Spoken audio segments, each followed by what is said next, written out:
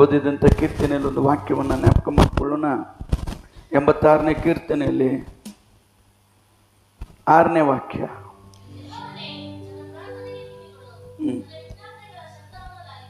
ಆಮೇಲೆ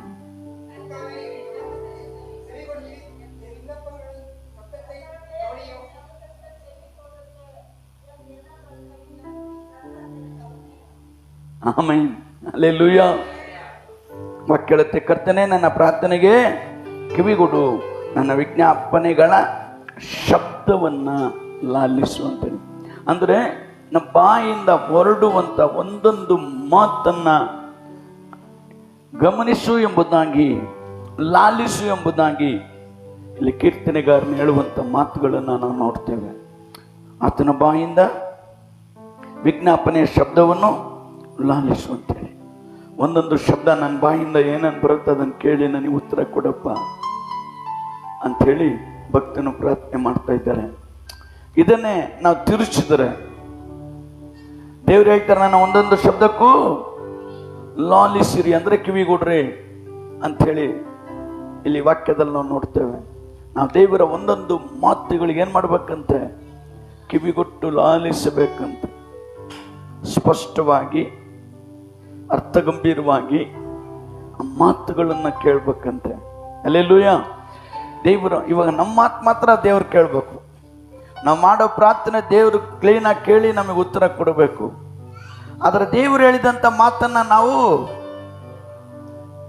ಕ್ಲೀನಾಗಿ ಕೇಳಂಗಿಲ್ಲ, ಮನಸಾರೆ ಕೇಳಂಗಿಲ್ಲ, ಸಂತೋಷವಾಗಿ ಕೇಳಂಗಿಲ್ಲ. ಹಲ್ಲೆಲೂಯಾ. ಯಾವಾಗ ಆಮೀನ್ ಅಂತಾರೋ, ಯಾವಾಗ ಆಶೀರ್ವಾದ ಮಾಡ್ತಾರೋ ಹೋಗ್ಬೇಕು ಅಂತ ಕೂತಿರೋದಾದ್ರೆ ನಮ್ಮ ಪ್ರಾರ್ಥನೆಗೆ ಉತ್ತರ ಇರಲ್ಲ. ನೀನೇನೋ ಅವಸರವಾಗಿ ಬಂದು ಅವಸರವಾಗಿ ಆರಾಧನೆ ಮಾಡಿ ಹೋಗೋದಾದ್ರೆ ದೇವ್ರು ನಿನ್ನ ಪ್ರಾರ್ಥನೆ ಕೇಳಲ್ಲ. ದೇವರ ಶಬ್ದಕ್ಕೆ ಕಿವಿಗೊಡಬೇಕೆಂಬುದಾಗಿ ದೇವರ ವಾಕ್ಯದಲ್ಲಿ ನೋಡ್ತೇವೆ.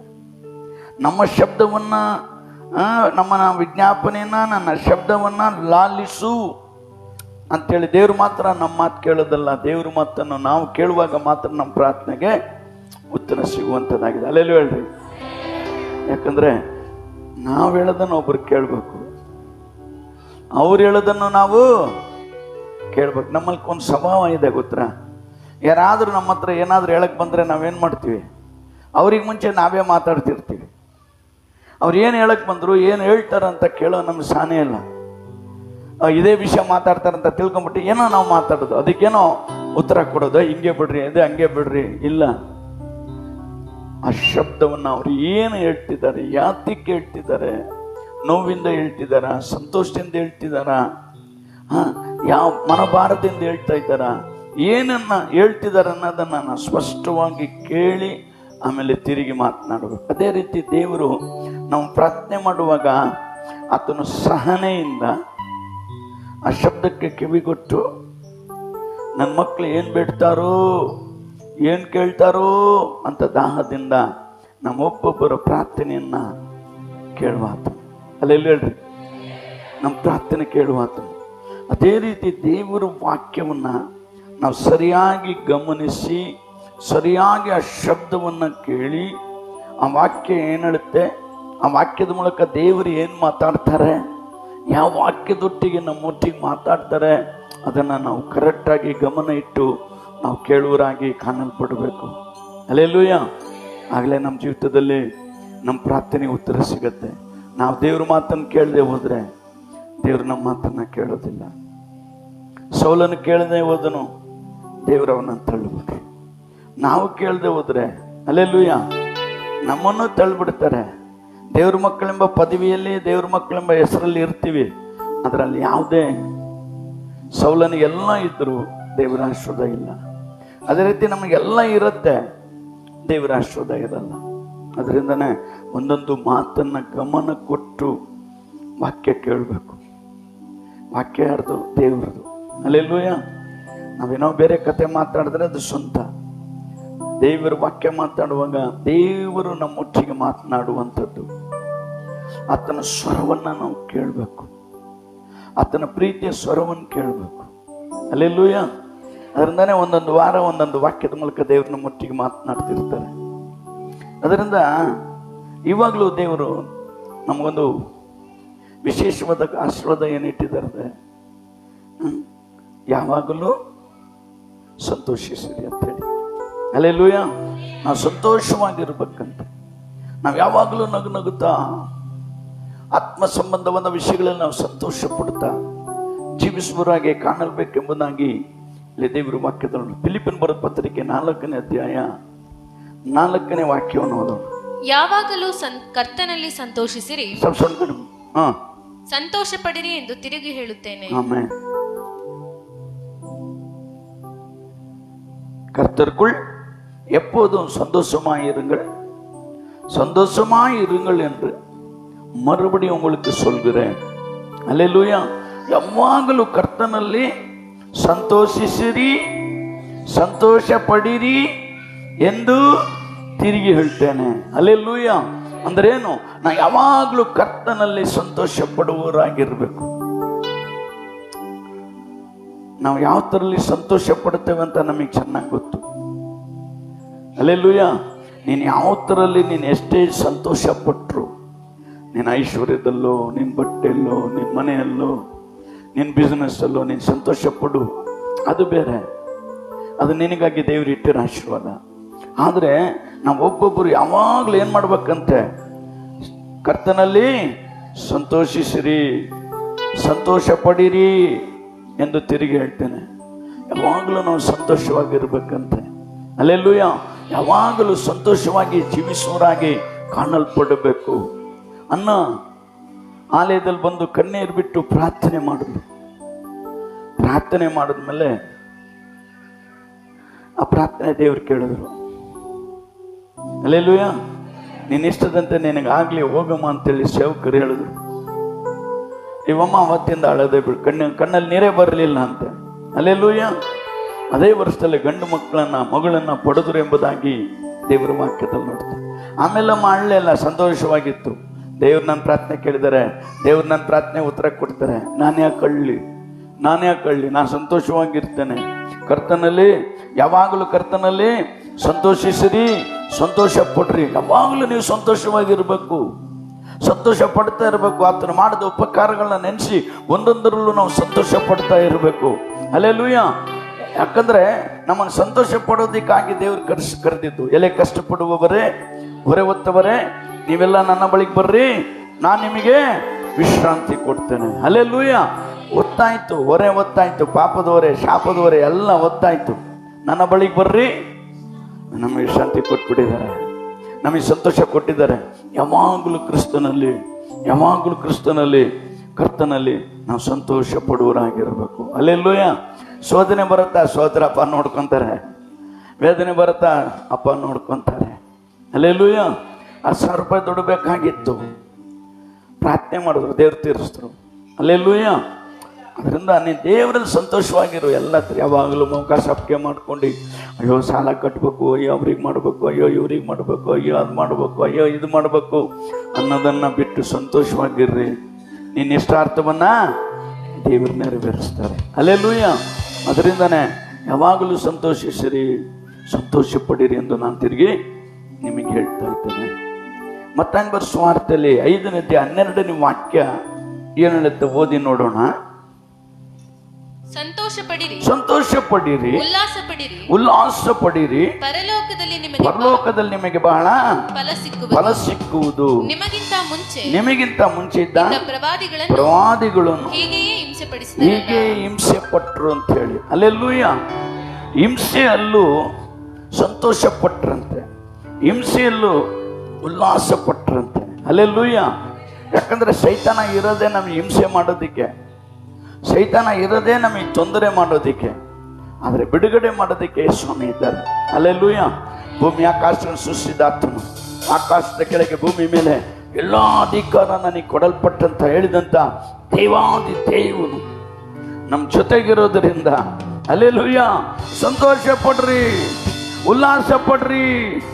ಪರಲೋಕದಲ್ಲಿ ನಿಮಗೆ ಏನಿದೆ?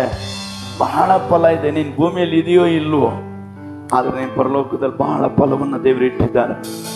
ಅದರಿಂದ ಯಾವಾಗಲೂ ದೇವರ ಮಕ್ಕಳು ಸಂತೋಷ ಪಡ್ತಾ ಉಲ್ಲಾಸ ಪಡ್ತಾ ಇರಬೇಕಂತೇಳಿ ದೇವರ ವಾಕ್ಯದಲ್ಲಿ ನೋಡ್ತೇವೆ.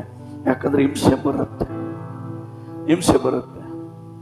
ಯೋಬನ ಬರೋ ಪತ್ರಿಕೆಯಲ್ಲಿ 2ನೇ ಅಧ್ಯಾಯ 10ನೇ ವಾಕ್ಯ ಹೋದ್ರಿ. ಯೋಬ 2:10 ಕೀರ್ತನೆ ಪಕ್ಕ.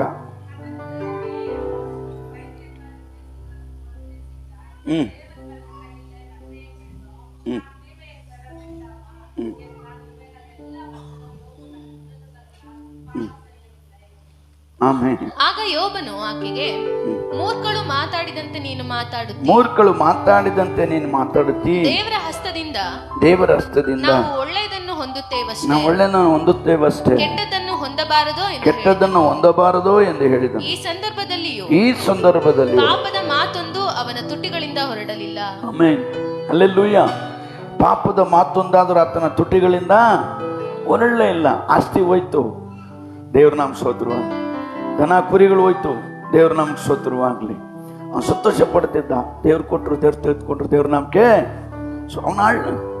ಅವನು ವೇದನೆ ಪಟ್ಟದ್ದೇ ಇಲ್ಲ. ದೇವ್ರು ಕೊಟ್ಟರು, ದೇವ್ರು ತೆಗೆದುಕೊಂಡು. ನಾನು ಬಂದಾಗ ಏನು ತಂದೆ? ತಾಯಿ ಹೊಟ್ಟೆಯಿಂದ ಬೆತ್ತಲೆಯಾಗಿ ಬಂದೆ. ಬೆತ್ತಲೆಗೆ ಬಟ್ಟೆನೇ ಇಲ್ದಂಗೆ ಹುಟ್ಟಿದೆ ನಾನು. ಆದರೆ ಇದೆಲ್ಲ ನನಗೆ ಯಾರು ಕೊಟ್ಟಿದ್ದು? ದೇವ್ರು ಕೊಟ್ಟರು. ಹಲ್ಲೆಲೂಯಾ. ಆತನೇ ಕೊಟ್ಟು ಆತನೇ ತೆಗೆದುಕೊಂಡು ಆತ ನಮಗೆ ಸ್ತೋತ್ರವಾಗಲಿ ಅಂತ ಹೇಳಿದಂತೆ ತನ್ನ ಹೆಂಡತಿಗೆ ಹೇಳ್ತಿದ್ದಾರೆ.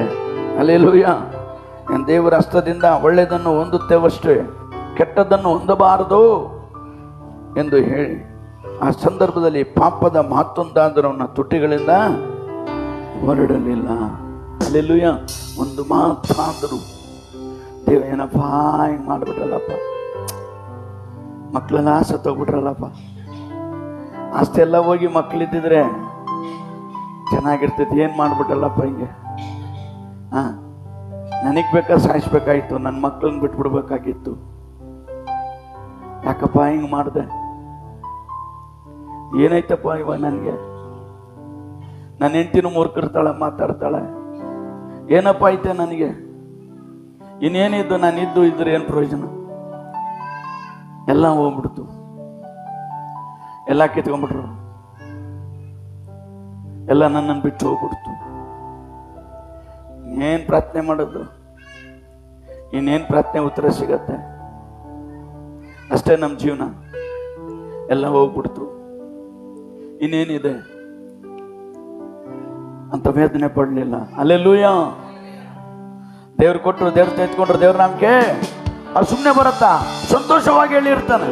ಕರ್ತರ್ ಕೊಡುತ್ತಾರ್, ಕರ್ತರ್ எடுத்துக்கொண்டார், கர்த்தருடைய நாமத்துக்கு மகிமை உண்டாகுವುதாக. சந்தோஷமா சொன்னார் அந்த வார்த்தை. ಸಂತೋಷವಾಗಿ ಹೇಳಿದ್ರು. ನಾವು ಆಗಿದ್ದ ನರಳಿ ಬಳಲಿ ಗಂಡ ಹೋಗ್ಬಿಡ್ತಿದ್ದೀವಿ. ಅಯ್ಯೋ, ಈ ಕಾಂಟ್ರಾಕ್ಟ್ ನನಗೆ ಸಿಕ್ಕಿದ್ರೆ ಚೆನ್ನಾಗಿತ್ತು, ಕೈ ಬಿಟ್ಟು ಹೋಗ್ಬಿಡುತ್ತಲ್ಲಪ್ಪ. ಏನು ಸ್ವಾಮಿ, ಇಷ್ಟೆಲ್ಲ ಪ್ರಾರ್ಥನೆ ಮಾಡಿದೆ, ಇಂಟ್ರಲ್ಲಿ ಪಾಸ್ ಆಗ್ಬೇಕಂತ ಇಷ್ಟೆಲ್ಲ ಪ್ರಾರ್ಥನೆ ಮಾಡಿದೆ, ಇಂಥ ಸ್ಥಳದಲ್ಲೇ ಕೆಲಸ ಸಿಗ್ಬೇಕಂತ ಪ್ರಾರ್ಥನೆ ಮಾಡಿದೆ, ಫೇಲ್ ಆಗ್ಬಿಡುತ್ತಲ್ಲಪ್ಪ. ಏನಕ್ಕಪ್ಪ, ಏನಕ್ಕೆ ಹಿಂಗೆ ಆಯ್ತಪ್ಪ? ಹಲ್ಲೆಲೂಯಾ. ಇಂಟ್ರೊಮ್ಮೆ ಒಂದು ಜ್ಞಾಪಕ ಬಂತು ನನಗೆ.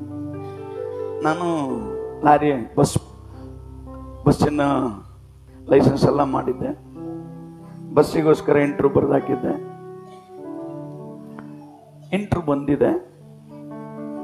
ನಮ್ಮ ತಾಯಿ ಇಸ್ಕೊಂಡು ಏನೋ ಬುಕ್ ಬಂದಿದೆ ಅಂತ ತಗೊಂಡಾಗ ಹಾಕ್ಬಿಟ್ಟಿದ್ದಾರೆ. 3 ವರ್ಷ ಆದಮೇಲೆ ಪೇಪರ್ಗಳೆಲ್ಲ ಅಂಗಡಿಗೆ ಹಾಕಿದಾಗ ಅಂಗಡಿಯವ್ರು ನೋಡ್ಬಿಟ್ಟು ಯಾರ್ಯಾರೇ ಕುಮಾರ್ ಅವರಿಗೆ ಇಂಟ್ರ್ಯೂ ಬಂದಿದೆ ಅಂತ ನೋಡಿದೆ, ಕೊಟ್ಟು ಕಳಿಸಿದ್ರು. ನೋಡಿದ್ರೆ 3 ವರ್ಷಕ್ಕೆ ಮುಂಚೆ. ಹಲ್ಲೆಲೂಯಾ. ಎಷ್ಟು ವರ್ಷಕ್ಕೆ ಮುಂಚೆ? 3 ವರ್ಷಕ್ಕೆ ಮುಂಚೆ ಇಂಟ್ರ್ಯೂ ಹೋಗ್ಬೇಕಾಗಿತ್ತು. ಸರಿ, ನಾನು 3 ವರ್ಷ ಆಯ್ತಲ್ಲ ಬಿಡು, ಹೋಗ್ಲಿದ್ದೇವೆ ನಮ್ಮ ಸೋತ್ರಪ್ಪ. ಅವಾಗೆಲ್ಲ ವಿಶ್ವಾಸದಲ್ಲಿದ್ದಾಗ ಅಪ್ಪ ನೋಡ್ಕೊಂತಾರೆ ಬಿಡು ಅಂತ. ಹಲ್ಲೆಲೂಯಾ. ಅವತ್ತೇನಾದ್ರೂ ನಾ ಇಂಟ್ರಿಗೆ ಹೋಗಿದ್ದೆ, ಈ ಸೇವೆ ನನಗೆ ಸಿಗ್ತಾ ಇದ್ದಿಲ್ಲ. ಅವತ್ತೇನಾದ್ರೂ ನಾ ಇಂಟ್ರಿಗೆ ಹೋಗಿ ಕೆಲಸ ಮಾಡಿದ್ರೆ ಈ ಸೇವೆ ಮಾಡೋಕ್ಕೆ ಆಗ್ತಾ ಇದ್ದಿಲ್ಲ. ನಿಮ್ಗೆಲ್ಲ ಪ್ರಾರ್ಥನೆ ಮಾಡೋದಕ್ಕೆ, ಉಪವಾಸ ಪ್ರಾರ್ಥನೆ ಮಾಡೋದಕ್ಕೆ, ನಿಮಗೋಸ್ಕರ ದೇವ್ರ ಪಾದದಲ್ಲಿ ಬಿದ್ದಿರಕ್ಕೆ ಆಗ್ತಾ ಇದ್ದಿಲ್ಲ. ಹಲ್ಲೆಲೂಯಾ. ಅವತ್ತು ಅದನ್ನು ನಾನು ಕಳ್ಕೊಂಡೆ. ಇವತ್ತು ದೇವ್ರ ರಾಜ್ಯಕ್ಕೋಸ್ಕರ ಈ ಆಶೀರ್ವಾದವನ್ನು ಪಡ್ಕೊಂಡೆ. ಹಲ್ಲೆಲೂಯಾ. ಅದರಿಂದ ನಾವು ಕಳ್ಕೊಂಡಾಗ ಬೇಜಾರು ಪಡ್ಬೇಡ್ರಿ, ಬೇರೆ ಏನೋ ದೇವ್ರು ನಮಗೆ ಇಟ್ಟಿದ್ದಾರೆ. ಹಲ್ಲೆಲೂಯಾ ಹೇಳ್ರಿ. ಏನೋ ಒಂದು ಆಶೀರ್ವಾದ ನಮಗಿದೆ, ಏನೋ ಆಶೀರ್ವಾದ ದೇವ್ರು ಇಟ್ಟಿದ್ದಾರೆ. ಇದಿಲ್ಲ ಅಂದ್ರೆ ಇನ್ನೊಂದು. ಹಲ್ಲೆಲೂಯಾ. ಅದಕ್ಕೆ ಸಂತೋಷ ಪಡಿರಿ, ಉಲ್ಲಾಸ ಪಡಿರಿ. ಪರಲೋಕದಲ್ಲಿ ನಿಮಗೆ ಬಹಳ ಫಲ ಇದೆ. ನಿಮಗೆ ಅಲ್ಲಿಟ್ಟಿದ್ದೀನಿ ನಾನು, ನಿಮಗೆ ಅಲ್ಲಿದೆ. ಹಲ್ಲೆಲೂಯಾ. ನಿಮಗೆ ಅಲ್ಲಿದೆ ಆಶೀರ್ವಾದ, ಇಲ್ಲಿರಲಿ. ಮನುಷ್ಯನ ಹುಟ್ಟಿದ್ದೆ ಕಷ್ಟವನ್ನ ಸಹಿಸೋದಿಕ್ಕೆ. ಮನುಷ್ಯ ವರ್ತಪರಿ ಸುಮಕವೇ ಪರಂದರಕರ ಅಂತ ತಮಿಳಲ್ಲಿ ಹೇಳಲ್ಪಟ್ಟಿದೆ. ಮನುಷ್ಯನು ಹುಟ್ಟಿದ್ದೆ ಕಷ್ಟಪಡೋದಕ್ಕೆ, ವೇದನೆ ಪಡೋದಕ್ಕೆ. ಹಲ್ಲೆಲೂಯ. ಅದರ ಮಧ್ಯದಲ್ಲಿ ಯೇಸು ಸ್ವಾಮಿ ನಮ್ಮ ಮಧ್ಯದಲ್ಲಿ ಇರೋದ್ರಿಂದ ನಮಗೆ ಅವ್ರು ಹೇಳ್ತಾರೆ ಏನಂತೇಳಿ, ನಿನ್ನ ಸಂತೋಷ ಪಡೀರಿ, ಉಲ್ಲಾಸ ಪಡೀರಿ. ಇನ್ನೇನ್ ಬೇಕು ನಮಗೆ? ಇನ್ನೇನ್ ಬೇಕು? ಸಂತೋಷವಾಗಿರ್ರಿ, ಉಲ್ಲಾಸವಾಗಿರ್ರಿ. ನಿಮ್ಮ ಇಷ್ಟಾರ್ಥಗಳನ್ನ ನಾನು ನೆರವೇರಿಸ್ತೇನೆ. ಹಲ್ಲೆಲೂಯ. ಪರಲೋಕದಲ್ಲಿ ಬಹಳ ಫಲ ಇದೆ. ನಿಮಗಿಂತ ಮುಂಚೆ ಇದ್ದ ಪ್ರವಾದಿಗಳೆಲ್ಲ ಹೀಗೆ ಹಿಂಸೆಯನ್ನು ಅನುಭವಿಸ್ತಾರೆ ಎಂಬುದಾಗಿ ದೇವರ ವಾಕ್ಯದಲ್ಲಿ ನೋಡ್ತೇವೆ. ಆದರೆ ಅದೇ ಮತ್ತಾಯನ ಬರೆಸುವಾರ್ತೆ 5ನೇ ಅಧ್ಯಾಯ 11ನೇ ವಾಕ್ಯ ಹೋದ್ರಿ, ನನ್ನ ನಿಮಿತ್ತವಾಗಿ ಜನರು ನಿಮ್ಮನ್ನು ನಿಂದಿಸಿ ಹಿಂಸೆಪಡಿಸಿ ನಿಮ್ಮ ಮೇಲೆ ಕೆಟ್ಟ ಕೆಟ್ಟ ಮಾತುಗಳನ್ನು ಸುಳ್ಳಾಗಿ ಹೊರಿಸಿದರೆ ನೀವು ಧನ್ಯರು.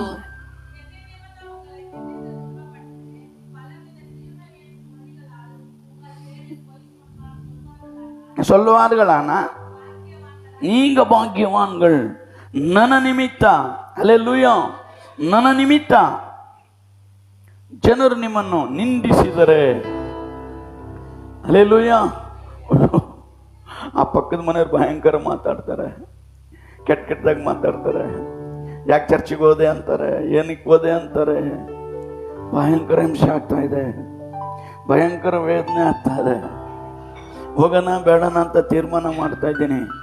ನನ್ನ ಗಂಡ ಹಿಂಸೆ ಮಾಡ್ತಿದ್ದಾರೆ, ಹೋಗೋಣ ಬೇಡಣ ಅಂತ. ನನ್ನ ಹೆಂಡತಿ ಹಿಂಸೆ ಮಾಡ್ತಿದ್ದಾಳೆ, ಹೋಗೋಣ ಬೇಡಣ ಅಂತ. ನಮ್ಮ ಅಪ್ಪ ಹಿಂಸೆ ಮಾಡ್ತಿದ್ದಾರೆ, ಹೋಗೋಣ ಬೇಡಣ ಅಂತ. ನನ್ನ ಮಗ ಹಿಂಸೆ ಮಾಡ್ತಾನೆ, ಹೋಗೋಣ ಬೇಡಣ ಅಂತ. ಹಲ್ಲೆಲೂಯ. ನನ್ನ ನಿಮಿತ್ತ ಜನರು ನಿಮ್ಮನ್ನು ನಿಂದಿಸಿ ಹಿಂಸೆ ಪಡಿಸೋರು. ಅವಾಗಲೂ ನೀನು ಸಂತೋಷವಾಗಿರ್ಬೇಕು. ಹಲ್ಲೆಲೂಯ. ಅಪ್ಪ, ನಿನ್ನ ನಿಮಿತ್ತ ನಾನು ಉಗಿಸ್ಕೊಳ್ತಾ ಇದ್ದೇನೆ, ನೀನು ಸ್ತೋತ್ರವಾಗಲಿ. ನಿನ್ನ ನಿಮಿತ್ತ ನಾನು ಬಯಸ್ಕೊಳ್ತಾ ಇದ್ದೇನೆ, ನಿನಗೆ ಸ್ತೋತ್ರವಾಗಲಿ. ನಿನ್ನ ನಿಮಿತ್ತ ನನಗೆ ಒದೆ ಬಿದ್ದಿದಪ್ಪ, ಸ್ತೋತ್ರವಾಗಲಿ. ಆದರೆ ನಿಮ್ಮಷ್ಟು ಕೊರಡೆಗಳು ಒದೆ ತಿಂದಿಲ್ಲ, 1-2 ಹೊಡೆತ ಬಿತ್ತು. ದೇವ್ರ ನಾಮ ಸ್ತೋತ್ರವಾಗಲಿ. ಹಲ್ಲೆಲೂಯಾ.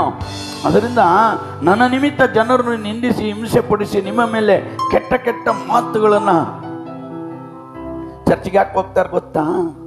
ವ್ಯಭಿಚಾರ ಮಾಡಕ್ಕೆ ಹೋಗ್ತಾರೆ, ಪಾಪ ಮಾಡಕ್ಕೆ ಹೋಗ್ತಾರೆ ಅಂತೇಳಿ ಜನ ನಿಂದಿಸ್ತಾರೆ. ಅಲ್ಲೆಲ್ಲೂ ಹೇಳ್ರಿ, ಚರ್ಚಿಗೆ ಯಾಕೆ ಹೋಗ್ತಾರೆ? ಯಾರೋ ಏನೋ ಕಲೆಕ್ಷನ್ ಇದೆ ಅಂತ ಕೆಟ್ಟದಾಗಿ ನಮ್ಮ ಮೇಲೆ ಅಪವಾದಗಳನ್ನ, ಸುಳ್ಳುಗಳನ್ನ ಹೊರಿಸುವಾಗ, ಸುಳ್ಳಾಗಿ ಹೊರಿಸಿದ್ರೆ ನೀವು ಧನ್ಯರು. ಹಲ್ಲೆಲೂಯಾ. ಯಾರೆಲ್ಲ ಯೇಸು ಸ್ವಾಮಿಗೋಸ್ಕರ ಬಯಸ್ಕೊಂಡಿದ್ದಾರೆ ಕೈ ಎತ್ತರಿ. ಆಮೇಲೆ ಹಲ್ಲೆಲೂಯಾ. ಯಾಕಂದ್ರೆ ಬಯಸ್ಕೋಬೇಕಂತ, ಬೈದ್ರೇನೆ ಅವ್ರ ರಕ್ಷಣೆ ಹೊಂದೋದು. ಹಲ್ಲೆಲೂಯಾ. ಅವ್ರು ಬೈದ್ರೇನೆ ದೇವ್ರ ರಾಜ್ಯಕ್ಕೆ ಬರಕ್ ಸಾಧ್ಯ. ಅವ್ರು ಕೆಟ್ಟದಾಗಿ ನಮಗೆ ಬೈಬೇಕು. ಅವರು ಸಾಕ್ಷಿ ಹೇಳಿದ್ರು, ನಮ್ಮಮ್ಮ ರಕ್ಷಣೆ ಹೊಂದ್ಬಿಟ್ರು, ನಮ್ಮಮ್ಮನಿಗೆ ಭಯಂಕರ ಬೈತೈತೆ. ಒಂದು ದಿವಸ ಯೇಸ್ವಾಮಿ ನನ್ನನ್ನು ಮುಟ್ಬಿಟ್ರು. ಹಲ್ಲೆಲೂಯಾ. ಈಗ ನಾನು ಯೇಸ್ವಾಮಿ ಬೈಬಲ್ ಇಟ್ಕೊಂಡು ತಿರುಗ್ತಾ ಇದ್ದೀನಿ. ಒಬ್ಬ ರಕ್ಷಣೆ ಹೊಂದಿದ್ರೆ ಆ ಕುಟುಂಬನೇ ರಕ್ಷಣೆ ಹೊಂದತ್ತೆ. ಹಲ್ಲೆಲೂಯಾ. ನಾವು ಬಯಸ್ಕೋಬೇಕು, ದೇವ್ರ ಮಕ್ಕಳು ಬಯಸ್ಕೋಬೇಕು. ನಮ್ಮ ಜಾತಿ ಜನ ಬಂಧು ಬಳಗಲ್ಲ ಚರ್ಚ್ಗೆ ಹೋಗ್ತಾರಂತೆ, ಅಲ್ಲಿ ಏನು ಮಾಡಕ್ಕೆ ಹೋಗ್ತಾರೆ, ಫಾರಿನ್ ದುಡ್ಡು ಕೊಡ್ತಾರಂತೆ, ಅಮೇರಿಕಾ ದುಡ್ಡು ಕೊಡ್ತಾರಂತೆ. ಹಲ್ಲೆಲೂಯಾ. ಏನಾದರೂ ಒಂದು ನಿಂದಿಸಿ, ಏನಾದರೂ ಒಂದು ಅವಮಾನ ಪಡಿಸಿ, ಏನಾದರೂ ಒಂದು ಮಾತನ್ನು ಹೇಳಿ ನಮ್ಮ ನಿಂದಿಸುವಾಗ ನಾವು ಧನ್ಯರು ಎಂಬುದಾಗಿ ದೇವರ ವಾಕ್ಯದಲ್ಲಿ ನೋಡ್ತೇವೆ. ಹಲ್ಲೆಲೂಯಾ. ನಾವು ಬಯಸ್ಕೋಬೇಕು, ನಮಗೆ ನಿಂದೆ ಬರಬೇಕು, ನಮಗೆ ಅವಮಾನ ಬರಬೇಕು, ಅವಾಗಲೇ ನಾವು ಧನ್ಯರಾಗಬೇಕು. ಹಲ್ಲೆಲೂಯಾ. ಇಂಥ ವಿಷಯ ಬಂದಾಗ ಸಂತೋಷ ಪಡ್ರಿ, ಉಲ್ಲಾಸ ಪಡ್ರಿ. ದೇವ್ರ ಮೇಲೆ ಮಹಿಮೆ ಇಟ್ಟದಕ್ಕೆ ಎಷ್ಟೋ ಜನರು ತಮ್ಮನ್ನೇ ಸಾಯೋದಕ್ಕೆ ಒಪ್ಪಿಸಿಕೊಟ್ರಂತೆ, ರಕ್ತ ಸಾಕ್ಷಿಗಳಾಗಿ ಸತ್ತರು ಅಂತೇಳಿ ದೇವರ ವಾಕ್ಯದಲ್ಲಿ ನೋಡ್ತೇವೆ. ಕೆಲವರು ಚಕ್ರದಲ್ಲಿ ಸಿಕ್ಕಿ ಸಾಯೋದಕ್ಕೆ ಸಿದ್ಧರಾದರಂತೆ, ಕೆಲವರನ್ನ ಗರಗಸದಿಂದ ಕೊಯ್ಯುವಾಗಲೂ ಸಂತೋಷವಾಗಿ ಜೀವ ಬಿಟ್ರಂತೆ. ಹಲ್ಲೆಲೂಯಾ. ಕತ್ತನ್ನ ಕಡಿಯುವಾಗ ಸಂತೋಷವನ್ನ ದೇವರಿಗಾಗಿ ನಾನು ರಕ್ತ ಸಾಕ್ಷಿಯಾಗಿ ಸಾಯ್ತೇನೆ ಅಂತೇಳಿ ಸಂತೋಷದಿಂದ ತಮ್ಮ ಪ್ರಾಣವನ್ನು ಒಪ್ಪಿಸಿಕೊಟ್ರಂತೆ. ಹಲ್ಲೆಲೂಯಾ. ಅದರಿಂದ ನಾವು ಧನ್ಯರಾಗಬೇಕು, ನಮ್ಮ ಹಿಂಸೆ ಪಡಿಸಬೇಕು. ನಿಮ್ಮ ಮೇಲೆ ಕೆಟ್ಟ ಕೆಟ್ಟ ಮಾತುಗಳನ್ನು ಸುಳ್ಳಾಗಿ ಹೊರಿಸಿದರೆ ನೀವು, ಹಲ್ಲೆಲೂಯಾ. ಯೇಸಮಿಗೂ ಬೈದರು, ಮಕ್ಕದಲ್ಲಿ ಹೋಗಿದ್ರು, ಹೊಡೆದ್ರು, ಪ್ರವಾದನೆ ಹೇಳು ಅಂದರು. ಇವತ್ತು ಮಹಾ ಪದವಿಯಲ್ಲಿದ್ದಾರೆ. ಅವ್ರ ಮಕ್ಕಳಾದ ನಾವು ಬಯಸ್ಕೊಂಡಾಗ ಮುಗಿಸ್ಕೊಂಡಾಗ ಹಲ್ಲೆಲೂಯಾ ನಮಗೊಂದು ಮಹಾ ಪದವಿಯನ್ನು ದೇವರಿಟ್ಟಿದ್ದಾರೆ. Hallelujah hallelujah. ಯಾಕಂದ್ರೆ ಇಂಥ ವಿಷಯಗಳು ಬಂದಾಗ ಸಂತೋಷದಿಂದ ಫೇಸ್ ಮಾಡ್ರಿ. ಇಷ್ಟೆಲ್ಲ ಬೈತೀನಿ, ನಗ್ತಾ ಇದ್ದಾರೆ, ನಿನ್ನ ನಾಚಿಕೆನೇ ಆಗಲ್ವಾ? ನಿನಗೆ ಬೇಜಾರಾಗಲ್ವಾ? ಇಷ್ಟೆಲ್ಲ ಕೆಟ್ಟಾಗಿ ಬೈತಾ ಇದ್ದೀನಿ, ಬೈ, ಸಂತೋಷ ಪಡ್ರಿ. ನೀನು ಬೈತಾರ ಸಂತೋಷ ಪಡು, ನೀನು ಹಿಂಸೆ ಮಾಡ್ತಾರ ಸಂತೋಷ ಪಡು. ಹಲ್ಲೆಲೂಯಾ. ಅದಕ್ಕೆ ಯಾವಾಗಲೂ ಕರ್ತನಲ್ಲಿ ಸಂತೋಷಿಸಿರಿ, ಸಂತೋಷ ಪಡ್ತಾನೆ ಇರ್ರಿ. ವೇದನೆಗಳು ಶೋಧನೆಗಳು ಬಂದಾಗಲೂ ಸಂತೋಷದಿಂದ ಅದನ್ನು ಫೇಸ್ ಮಾಡ್ರಿ. ದೇವ್ರು ನೋಡ್ಕೊಂತಾರೆ. ಯುದ್ಧವು ಯೆಹೋವನು, ಅವ್ರು ನಮಗೋಸ್ಕರ ಯುದ್ಧ ಮಾಡ್ತಾರೆ. ನಾವೇನು ಯುದ್ಧ ಮಾಡೋದು ಬೇಡ, ನೀವು ಸ್ತೋತ್ರ ಮಾಡ್ಕೊಂಡು ನಿಂತರು ಸಾಕು. ಯುದ್ಧ ದೇವ್ರು ಮಾಡ್ತಾರೆ, ಯುದ್ಧ ದೇವ್ರು ಮಾಡ್ತಾರೆ. ಬರೀ ನೀವು ಸ್ತೋತ್ರ ಮಾಡಿಸ. ಆ ಸ್ತೋತ್ರ ಮಾಡುವಾಗ ಯಾರಿಗೋ ಗೋಡೆ ದಬಕ್ಕಂತ ಬಿದ್ದೋಯ್ತಂತೆ. ಹಲ್ಲೆಲೂಯಾ. ಸ್ತೋತ್ರದಲ್ಲ ಬಲ ಇದೆ, ಸ್ತೋತ್ರದಲ್ಲ ಶಕ್ತಿ ಇದೆ. ನೀನು ಸ್ತೋತ್ರ ಮಾಡಿ ನೋಡು, ನಿನ್ ಮುಂದಿರೋ ವೈರಿ ಬಿದ್ದೋಗ್ತಾನೆ ದಬಕ್ಕಂತೆ. ಹಲ್ಲೆಲೂಯಾ. ಇಲ್ಲ ಒಂದು ರಕ್ಷಣೆ ಹೊಂತಾನೆ, ಇಲ್ಲ ಕಾಂಡೆ ಹೋಗ್ಬಿಡ್ತಾನೆ. ನಿನ್ ಮುಂದೆ ನಿಲ್ಲಕ್ಕಾಗಲ್ಲ. ನಿನ್ನ ಮುಂದೆ ಯಾವ ಆಯುಧವು ನಿಲ್ಲಲಾರದು. ಹಲ್ಲೆಲೂಯಾ. ಅದರಿಂದ ಸಂತೋಷ ಪಡು. ಅದಕ್ಕೆ ವಾಕ್ಯ ಹೇಳುತ್ತೆ, ಸಂತೋಷ ಪಡ್ರಿ, ಸಂತೋಷ ಪಡ್ರಿ.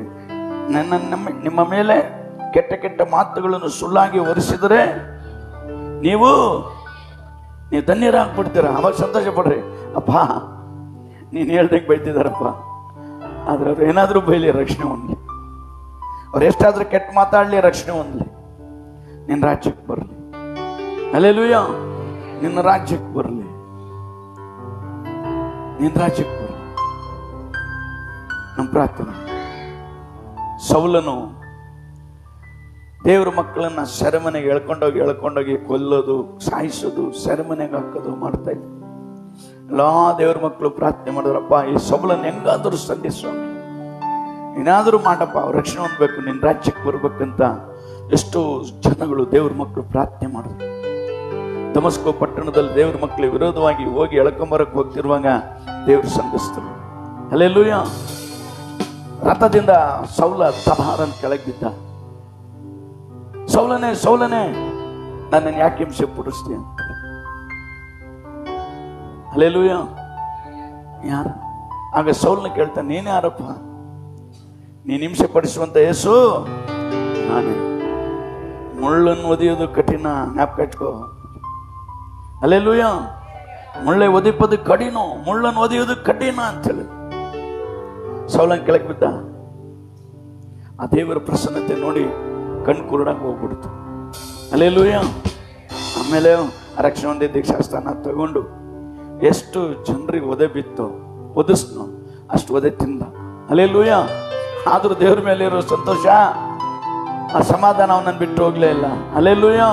ಅದಕ್ಕೆ ಹೇಳ್ತಾನೆ, ಒಳ್ಳೆ ಓಡಾಟವನ್ನು ಹೋರಾಡಿದ್ದೇನೆ, ನನ್ನ ಓಟವನ್ನು ಕಡೆಗಾಣಿಸಿದ್ದೇನೆ, ನನಗೋಸ್ಕರ ಎಡಲ್ಪಟ್ಟಂತ ಜೀವದ ಜಯಮಾಲೆಯನ್ನು ಹೊಂದ್ಕೊಂತೇನೆ.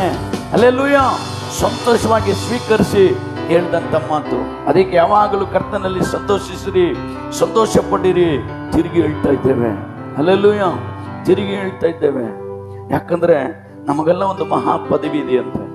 ರೋಮಪುರ ಪತ್ರಿಕೆ 12ನೇ ಅಧ್ಯಾಯ 12ನೇ ವಾಕ್ಯ ನೋಡ್ರಿ. ರೋಮ 12:12. ಕ್ರಿಸ್ತನು ನಿರೀಕ್ಷಿಸುವ ಮಹಾ ಪದವಿಯನ್ನು ನೆನೆಸಿ ಉಲ್ಲಾಸವಾಗಿರಿ, ಉಪದ್ರವದಲ್ಲಿ ಸೈರಣೆ ಉಳ್ಳವರಾಗಿರಿ, ಬೇಸರಗೊಳ್ಳದೆ ಪ್ರಾರ್ಥನೆ ಮಾಡಿ. ಆಮೆನ್. நம்பிக்கையில் சந்தோஷமாயிருங்கள், உபத்திரவத்தில் பொறுமையாயிருங்கள், ஜபத்தில் உறுதியாயிருங்கள். ಉರುದಿಯಾಗಿ ತರುತ್ತಿರುங்கள். ಹಲ್ಲೆಲೂಯಾ. ಕ್ರೈಸ್ತರು ನಿರೀಕ್ಷಿಸುವ ಒಂದು ಮಹಾಪದವಿಯನ್ನು ನೆನೆಸಿ ಉಲ್ಲಾಸವಾಗಿರು. ನಾನು ಹೋಗ್ತೇನೆ, ನಿಮಗೊಂದು ಸ್ಥಳವನ್ನು ಸಿದ್ಧ ಮಾಡಿ ಬಂದು ನಾನು ನಿಮ್ಮನ್ನು ಕರ್ಕೊಂಡು ಹೋಗ್ತೇನೆ. ಹಲ್ಲೆಲೂಯಾ. ನಮಗೆ ಏನಿದೆ? ಒಂದು ಮಹಾಪದವಿ ಕಾಯ್ತಾ ಇದೆ, ಮಹಾಸ್ಥಾನ ಕಾಯ್ತಾ ಇದೆ. ಆ ಬಂಗಾರದ ಬೀದಿ, ವಜ್ರ ಕಿರೀಟಗಳು, ಎಲ್ಲ ಕಲ್ಲುಗಳು, 12 ಮುತ್ತುಗಳಿಂದ ಅಲಂಕರಿಸಲ್ಪಟ್ಟಂತ ಪಟ್ಟ ನಮಗಾಗಿ ಸಿದ್ಧ ಆಗ್ತದೆ. ಮಹಾ ಪದವಿಯನ್ನ ನೆನೆಸಿ ಉಲ್ಲಾಸವಾಗಿರ್ರಿ. ಉಪದ್ರವದಲ್ಲಿ ಸಹನೆಯಲ್ಲಿ ಸಹಿಸ್ಕೊಳ್ರಿ ಅಂತ. ಸಹಿಸಿರಿ, ಸಹಿಸಿ ಸಹನೆ ಉಳ್ಳವರಾಗಿರಿ. ಆಮೇಲೆ ಬೇಸರಗೊಳ್ಳದೆ ಪ್ರಾರ್ಥನೆ ಮಾಡ್ರಿ. ನನ್ನ ಗಂಡ ಬೈದ, ನನ್ನ ಹೆಂಡತಿ ಬೈದ್ಲು, ನಮ್ಮ ಅತ್ತೆ ಬೈದ್ಲು, ನಮ್ಮ ಮಾವ ಬೈದ, ನನ್ನ ಆಜ್ಞೆ ಬೈದ್ಲು, ನಮ್ಮ ಅತ್ತಿಗೆ ಬೈದ್ಲು ಅಂತೇಳಿ ನೀ ಪ್ರಾರ್ಥನೆಯನ್ನ ನಿಲ್ಲಿಸ್ಬಿಟ್ರೆ ಯಾಕೋ ಪ್ರಾರ್ಥನೆ ಮಾಡೋಕ್ಕೆ ಮನಸ್ಸಾಗ್ತಾ ಇಲ್ಲ, ಯಾಕೋ ಒಂದು ಬೇಸರ, ಯಾಕೋ ಒಂದು ಬೇಜಾರು. ಅಲ್ಲೆಲ್ಲೂಯ್ಯ. ನೀನು ಹಾಗೆ ಪ್ರಾರ್ಥನೆ ಬಿಟ್ರೆ ಸೈತಾನನ ಸಂಪೂರ್ಣವಾಗಿ ಆವರಿಸ್ಕೊಳ್ತಾನೆ. ಆದ್ದರಿಂದ ಬೇಸರಗೊಳ್ಳದೆ ಯಾರೇ ಏನೇ ಅಂದ್ರು, ಎಷ್ಟೇ ಬೈದ್ರು, ಎಷ್ಟೇ ಕೇವಲವಾಗಿ ಮಾತಾಡಿದ್ರು ಪ್ರಾರ್ಥನೆ ಬಿಡಬೇಡ. ಅಲ್ಲೆಲ್ಲೂಯ್ಯ. ಪ್ರಾರ್ಥನೆ ಬಿಡಬೇಡ ಅಂತೇಳಿ ದೇವರ ವಾಕ್ಯದಲ್ಲಿ ನೋಡ್ತೀವಿ. ಯಾಕೆ ಪ್ರಾರ್ಥನೆ ಬಿಡಬಾರ್ದಂತೆ? ಒಂದು ವಾಕ್ಯ ಓದೋಣ. 1 ಥೆಸಲೋನಿಕರಿಗೆ ಬರೆದ ಪತ್ರಿಕೆಯಲ್ಲಿ 5ನೇ ಅಧ್ಯಾಯ 10ನೇ ವಾಕ್ಯ ನೋಡ್ರಿ. ಬೇಗ ಟೈಮ್ ಹೋಗ್ತಾ ಇದೆ. 1 ಥೆಸಲೋನಿಕ 5ನೇ ಅಧ್ಯಾಯ 10ನೇ ವಾಕ್ಯ. ನಾವು ಎಚ್ಚರವಾಗಿದ್ದರೂ ಸರಿಯೇ, ನಿದ್ರೆಯಲ್ಲಿದ್ದರೂ ಸರಿಯೇ ತನ್ನ ಜೊತೆಯಲ್ಲಿ ಜೀವಿಸಬೇಕೆಂದು ಆತನು ನಮಗೋಸ್ಕರ ಸತ್ತನು. ಆಮೆನ್. ನಾನು விழித்திருக்கிறேன் ஆனாலும் நித்திரை அடைந்தவளா ஆனாலும் நம்மோடு கூட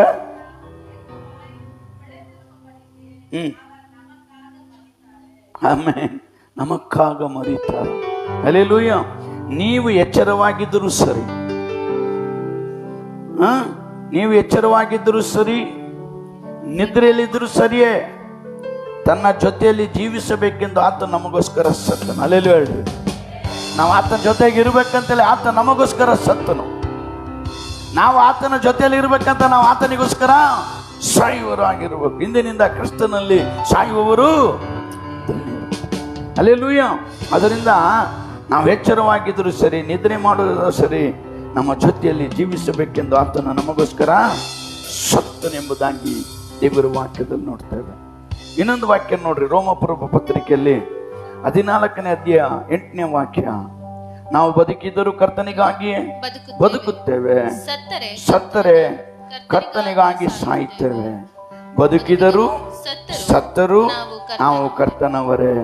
ಯಾಕೆಂದರೆ ಸತ್ತವರಿಗೂ ಜೀವಿಸುವವರಿಗೂ ಒಡೆಯನಾಗಿರಬೇಕಂತಲೇ ಕ್ರಿಸ್ತನು ಸತ್ತು ಜೀವಿತನಾದನು. ಹಲ್ಲೆಲೂಯಾ. ನೋಡ್ರಿ, ಈ ವಾಕ್ಯ ಎಲ್ಲರೂ ಸೇರಿ ಓದಿದ್ರೆ ಚೆನ್ನಾಗಿರುತ್ತೆ. ಓದನ್ವಾ? ರೋಮಪುರ ಪತ್ರಿಕೆ 14ನೇ ಅಧ್ಯಾಯ 8, 9 2 ವಾಕ್ಯ ನಾವೆಲ್ಲರೂ ಸೇರಿ ಓದೋಣ.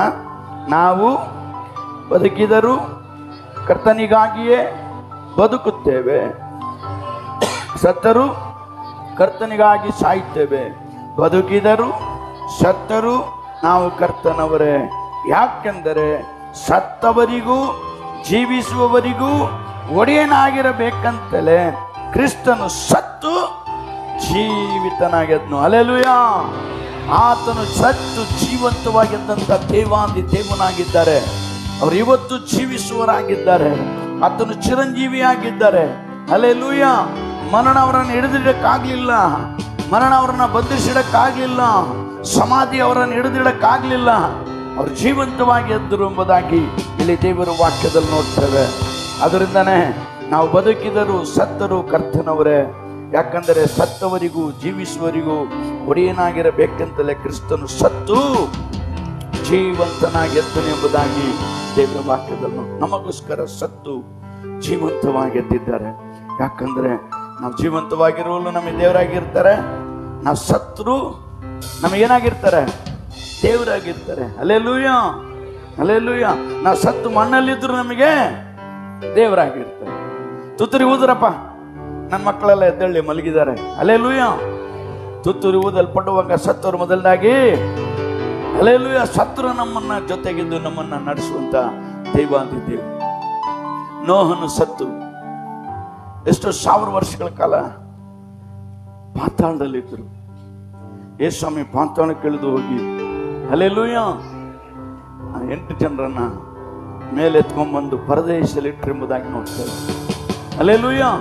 ಅದರಿಂದ ಸತ್ತವರಿಗೂ ಬದುಕಿದವರಿಗೂ ಆತನು ಒಡೆಯನಾಗಿರಬೇಕೆಂತಲೇ ಕ್ರಿಸ್ತನು ಸತ್ತು ಜೀವಿತನಾಗಿದ್ದನೆಂಬುದಾಗಿ ದೇವರ ವಾಕ್ಯದಲ್ಲಿ ನೋಡ್ತೇವೆ.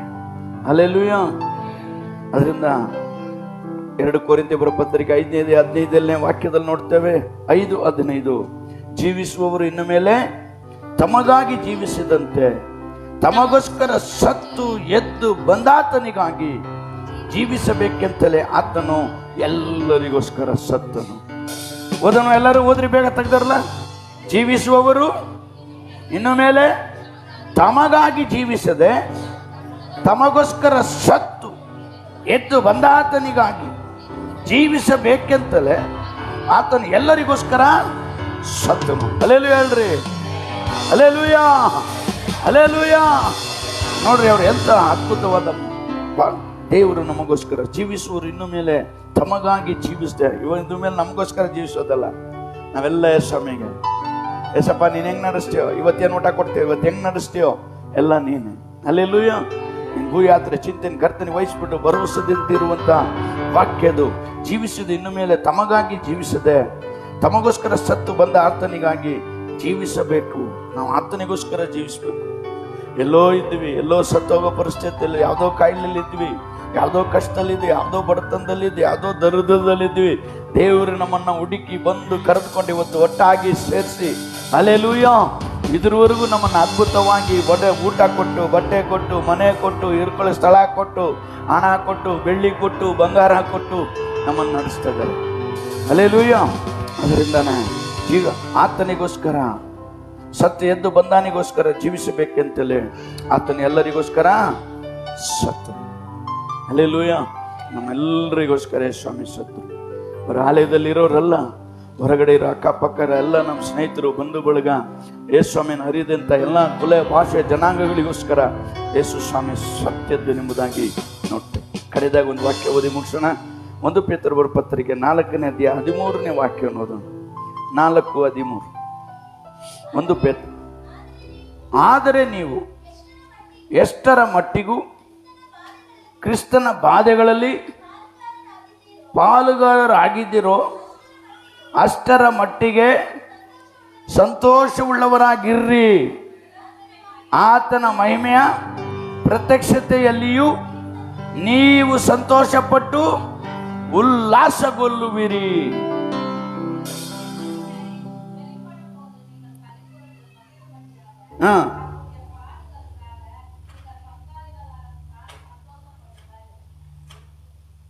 ಆಮೇನ್. ಆದರೆ ನೀವು ಎಷ್ಟರ ಮಟ್ಟಿಗೂ ಕ್ರಿಸ್ತನ ಬಾಧೆಗಳಲ್ಲಿ ಪಾಲುಗಾರರಾಗಿದ್ದರು, ಪಾಲುಗಾರರಾಗಿದ್ದರು ಅಷ್ಟರ ಮಟ್ಟಿಗೆ ಸಂತೋಷವುಳ್ಳವರಾಗಿರ್ರಿ. ಹಲ್ಲೆಲೂಯಾ. ಯೋಬನು ವೇದನೆ ಪಟ್ಟ, ಆದರೂ ಆತನ ಬಾಧೆಗಳಲ್ಲಿ ಪಾಲುಗಾರನಾದ. ಒಂದಿನ ಬಂತು, ಅವನೆಲ್ಲ ವೇದನೆಗಳೆಲ್ಲ ಹೋಯ್ತು. ಹಲ್ಲೆಲೂಯಾ. 2ರಷ್ಟು ಪ್ರತಿಫಲವನ್ನು ಹೊಂದಿದನು ಅಂತ ದೇವರ ವಾಕ್ಯದಲ್ಲಿ ನೋಡ್ತೇವೆ. ಆದರೆ ಅಷ್ಟರ ಮಟ್ಟಿಗೆ ಸಂತೋಷವುಳ್ಳವರಾಗಿರಿ. ಆತನ ಮಹಿಮೆ ಪ್ರತ್ಯಕ್ಷತೆಯಲ್ಲಿಯೂ ನೀವು ಸಂತೋಷಪಟ್ಟು ಉಲ್ಲಾಸ ಪಡುವಿರಿ. ಹಲ್ಲೆಲೂಯಾ. ಎಲ್ಲ ಮುಗಿಸಿ ನಾವು ದೇವರ ಸನ್ನಿಧಿಯಲ್ಲಿ ಹೋಗುವಾಗ ಅಲ್ಲಿ ಯಾವ ದುಃಖ ಕಣ್ಣೀರಿಲ್ಲ. ಅಲ್ಲಿ ಯಾವಾಗಲೂ ಏನು ಸಂತೋಷವು ಉಲ್ಲಾಸವು. ಹಲ್ಲೆಲೂಯಾ, ಹಲ್ಲೆಲೂಯಾ,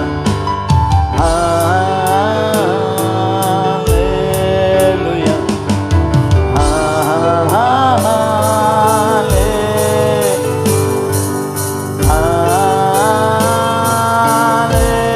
ಹಲ್ಲೆಲೂಯಾ,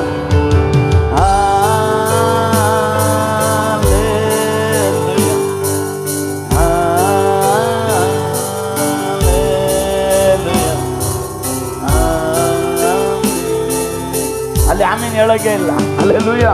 ಅಲ್ಲಿ ಯಾವಾಗಲೂ ಸಂತೋಷವು ಉಲ್ಲಾಸವಾಗಿರುವುದೆಂಬುದಾಗಿ ದೇವರ ವಾಕ್ಯದಲ್ಲಿ ನೋಡ್ತೇವೆ. ಅದರಿಂದ ಏನೇ ಕಷ್ಟಗಳು, ಶೋಧನೆಗಳು, ವೇದನೆಗಳು, ರೋಗಗಳು, ಅನಾರೋಗ್ಯಗಳು, ಬಲಹೀನತೆಗಳು ನಿಮ್ಮನ್ನು ತಾಕುವಾಗ ನೀವು ಸಂತೋಷವುಳ್ಳವರಾಗಿ ಪ್ರಾರ್ಥನೆ ಮಾಡ್ರಿ. ಅಪ್ಪ, ಇದು ನಿನ್ನ ಚಿತ್ತ, ನನಗೆ ಬರ್ಬೇಕಂತಿದೆ. ಅನುಮತಿ ಕೊಟ್ಟವು ನೀವೇ, ಇದನ್ನು ಬಿಡುಗಡೆ ಮಾಡೋರು ನೀವೇ. ಯೋಬಿಗೆ ಅನುಮತಿ ಕೊಟ್ಟರು, ಹೋಗು ನೀನೇನಾದರೂ ಮಾಡು ನನ್ನ ಮಗನಿಗೆ ಅಂತ. ಅವನ್ನೆಲ್ಲ ಕಿತ್ಕೊಂಡ, ಮಕ್ಕಳನ್ನೆಲ್ಲ ಸಾಯಿಸ್ದ, ಕಜ್ಜಿ ಬರಂಗ್ ಮಾಡ್ದ. ಕೊನೆಗೆ ದೇವ್ರು ಬಿಟ್ರ. ಹಲ್ಲೆಲೂಯಾ. ಅವನ ಸಮಯ ಮುಗೀತು, ದೇವ್ರು ಬಂದರು, ಬಂದಂತ ಹಿಂಸೆಯನ್ನ ಬದಲಾಯಿಸಿದ್ರು. ಹಲ್ಲೆಲೂಯಾ. ಅವನ ಜೀವಿತನ 2 ವರ್ಷ ಆಶೀರ್ವಾದವನ್ನ ಕೊಟ್ಟರು. ಯಾವುದೇ ನಮಗೆ ಅನುಮತಿ ದೇವರು ಕೊಟ್ಟರು ನಾವು ವಿಶ್ವಾಸ ಸಂತೋಷವಾಗಿರೋಣಪ್ಪ. ಈ ಕಾಯಿಲೆ ಬಂದಿದ್ದಕ್ಕೆ ಸ್ತೋತ್ರ. ಹೆಂಗೂ ನಾನು ಇದರಲ್ಲಿ ಸಾಯಲ್ಲ ಅಂತ ನನಗೆ ಗೊತ್ತು. ನೀನು ನನ್ನ ಕಾಯೋ ದೇವರು, ನನ್ನ ನಡೆಸೋ ದೇವರು. ನೀ ಅನುಮತಿ ಕೊಟ್ಟಿದ್ಯಾ, ನೀನೇ ಕಿತ್ತಾಕ್ತೀಯ. ನಿಮಗೆ ಸ್ತೋತ್ರ. ಉಲ್ಲಾಸದಿಂದ ಇರೋಣ. ಹಲ್ಲೆಲೂಯಾ. ಶುಗರ ಸಂತೋಷ ಪಡಪ್ಪ. ನೀ ಶುಗರ್ ಕೊಟ್ಟಿದ್ಯಾ, ಇದ್ರ ನೀನೇ ಬಿಡುಗಡೆ ಮಾಡ್ತೀಯ. ನನಗೆ ಪರೀಕ್ಷೆ ಇಟ್ಟಿದ್ಯಾ, ಶುಗರ್ ಕೊಟ್ಟರೆ ನಾನು ಸೋತು ಹೋಗ್ತೀನಿ, ನಾನು ಬಲ್ಲಲ್ಲಿ ಹೋಗ್ತೇನೆ. BP ಕೊಟ್ಟಿದ್ಯಾ, ಕಿಡ್ನಿಯಲ್ಲಿ ಕಲ್ಲು ಕೊಟ್ಟಿದ್ಯಾ, ಬೆನ್ನೆಲುಬು ನೋವು ಬರ್ತಾ ಇದೆ, ಸೊಂಟ ನೋವು ಬರ್ತಿದೆ, ಮೊಣಕಾಲು ನೋವು ಬರ್ತಿದೆ, ನನಗೊಂದು ಪರೀಕ್ಷೆ ಇಟ್ಟಿದ್ಯಾ, ನೀನೇ ಅನುಮತಿ ಕೊಟ್ಟಿದ್ಯಾ, ನೀನೇ ತೆಗ್ದಾಕ್ತೀಯಾ. ನಾನು ನಂಬ್ತೇನೆ. ನೋವು ಬಂದರೆ ಸೋದ್ರ, ಕೂರಕ್ಕಾಗಲಿದ್ರು ಸೋದ್ರ, ಮಲಗಕ್ಕಾಗಿದ್ರು ಸೋದ್ರ. ಹಲ್ಲೆಲೂಯಾ. ನನ್ನ ಕಣ್ಣಾರೆ ನಾನು ಕಾಣ್ಲಿ ಅಂತಾರೆ ಯೋಬ ಹೇಳಿದು. ಮೈಯೆಲ್ಲ ಕಚ್ಚಿ ಹಿಡಿದು ಎಲ್ಲ ತಲೆ ಬೋಳೆಲ್ಲ ಬೋಡ್ಸ್ಕೊಂಡು ಯೋಬು ಥರನೇ ಕಾಣ್ದೆ. ಸ್ಕೆಲಿಟನ್ ಥರ, ಅಂದರೆ ಎಲುಬು, ಮಾಂಸನೂ ಇಲ್ಲ, ಚರ್ಮ ಹೊತ್ಕೊಳ್ಳುವಂತಾಯ್ತು. ಆದರೆ ಅವನು ಒಂದೇ ಒಂದು ವಿಶ್ವಾಸ, ನನ್ನ ಕಣ್ಣಾರೆ ನಾನು ದೇವ್ರನ್ನ ನೋಡ್ತೇನೆ. ಅದೇ ರೀತಿ ದೇವರು ಬಂದರು, ಅವನ ಪರಿಸ್ಥಿತಿಯನ್ನು ಬದಲಾಯಿಸಿದ್ರು. ಹಲ್ಲೆಲೂಯಾ. ಎರಡರಷ್ಟು ಆಶೀರ್ವಾದವನ್ನು ಕೊಟ್ಟರು ಎಂಬುದಾಗಿ. ಅದೇ ರೀತಿ ದೇವರ ಅನುಮತಿ ಕೊಟ್ಟರು, ಅವರೇ ಕೊಟ್ಟರು, ಅವರೇ ತೆಗೆದಾಕ್ತಾರೆ. ಹಲ್ಲೆಲೂಯಾ. ಆದರೆ ನೀನು ಯಾವಾಗಲೂ ಕರ್ತನಲ್ಲಿ ಸಂತೋಷವಾಗಿರ್ರಿ, ಸಂತೋಷ ಪಡಿರಿ ಎಂದು ನಿಮಗೆ ತಿರುಗಿ ಹೇಳ್ತಾನೆ. ಹೇಳ್ರಿ ಎಲ್ಲರೂ, ಯಾವಾಗಲೂ ಕರ್ತನಲ್ಲಿ ಸಂತೋಷಿಸಿರಿ, ಸಂತೋಷ ಪಡಿರಿ ಎಂದು ನಿಮಗೆ ತಿರುಗಿ ಹೇಳ್ತೀನಿ. ಸಂತೋಷ ಪಡೋಣ. ಹಲ್ಲೆಲೂಯಾ. ದೇವರ ವಾಕ್ಯನ ಆಶ್ವಾಸಿಸಿ ನಾವೆಲ್ಲರೂ ಮೊಣಕಾಲು ಕೇಳಿದ ವಾಕ್ಯಕ್ಕೋಸ್ಕರ ಒಬ್ಬರು ಪ್ರಾರ್ಥನೆ ಮಾಡಿ.